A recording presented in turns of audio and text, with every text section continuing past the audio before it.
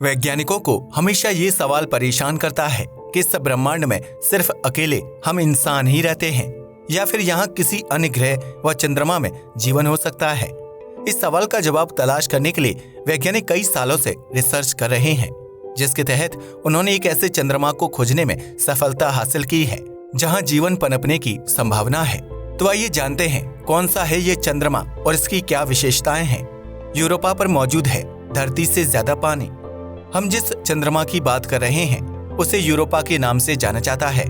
यह हमारे सौरमंडल के सबसे बड़े ग्रह बृहस्पति के इर्द गिर्द 6,71,000 किलोमीटर की दूरी से चक्कर लगाता है, जिसे जीवन पनपने के लिए एक बेहतरीन स्थान माना जाता है।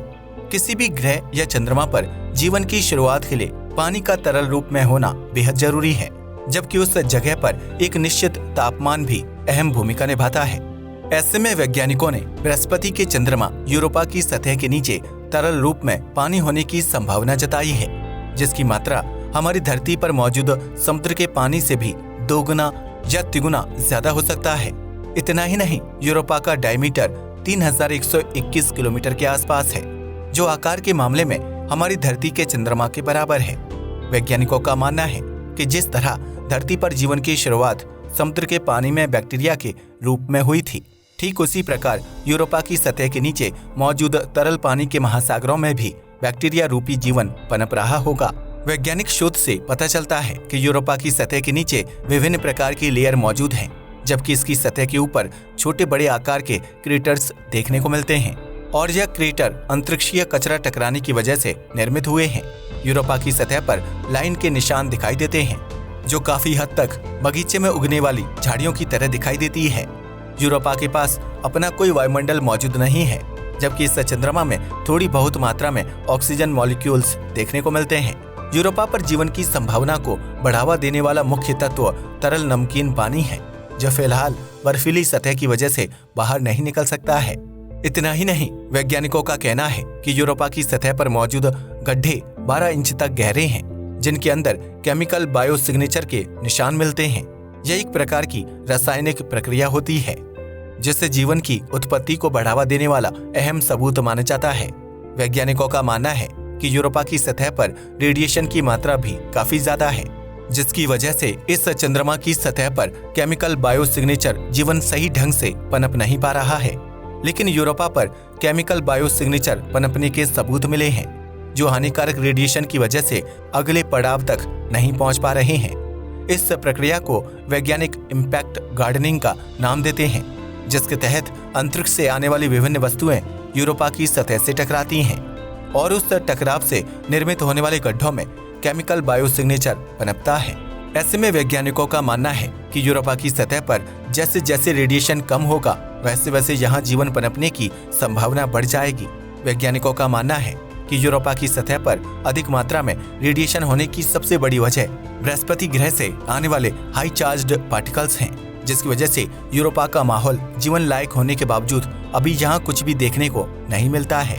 वैज्ञानिकों का मानना है कि यूरोपा की टेक्टोनिक प्लेट्स में हलचल होती है, जिसके लिए इसकी सतह के नीचे कई किलोमीटर की गहराई तक फैले हुए पानी का समुद्र अहम वजह है। यूरोपा चंद्रमा की भौगोलिक स्थिति ग्रीनलैंड से मिलती जुलती है, जिसकी वजह से वैज्ञानिक यहाँ जीवन पनपने की संभावना जताते हैं। जिस प्रकार ग्रीनलैंड की बर्फ के अंदर पानी मौजूद है और उस पानी में झींगा, जेलीफिश और घोंगे जैसे जीव पनपते हैं, ठीक उसी प्रकार यूरोपा की सतह के नीचे मौजूद पानी में भी ऐसे जीव पनप सकते हैं। इतना ही नहीं, यूरोपा की सतह पर बनी लंबी लकीरों को डबल रिज के नाम से जाना जाता है, जो ग्रीनलैंड के उत्तर पश्चिमी हिस्से से समानताएं रखते हैं। नासा के वैज्ञानिक यूरोपा की सतह पर मौजूद डबल रिज पर पिछले 20 सालों से रिसर्च कर रहे हैं, जिनकी ऊंचाई 1000 फीट और लंबाई लगभग आधा मील के आसपास है।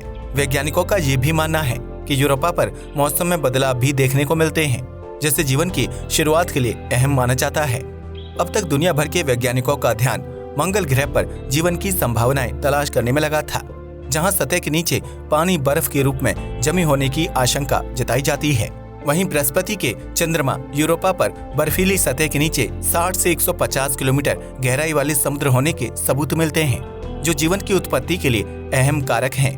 वैज्ञानिकों की माने तो इस पानी में जीवन की उत्पत्ति के लिए पर्याप्त मात्रा में पोषक और रासायनिक तत्व मौजूद हैं, जहां विभिन्न प्रकार का बैक्टीरिया या छोटे जीवों के रूप में जीवन पनप सकता है।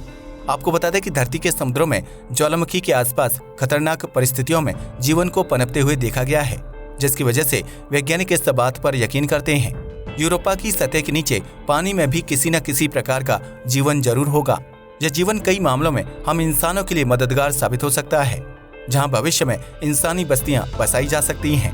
लेकिन इसके लिए यूरोपा के वायुमंडल का घना होना बेहद जरूरी है, ताकि उसके मुख्य ग्रह यानी बृहस्पति से आने वाले चार्ज पार्टिकल से बचा जा सके। यह चार्ज पार्टिकल्स यूरोपा की सतह पर हानिकारक रेडिएशन को जन्म देता है, जिसकी वजह से यहाँ विभिन्न प्रकार के पेड़ पौधे और जीवों का पनप पाना संभव नहीं हो पाता है।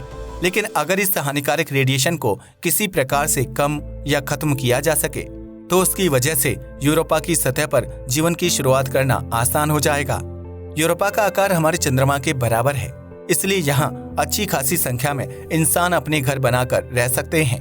यूरोपा की सतह हमारे चंद्रमा के मुकाबले 5.5 गुना ज्यादा चमकदार है, जबकि ये हमारी पृथ्वी से लगभग 62.8 करोड़ किलोमीटर की दूरी पर स्थित है।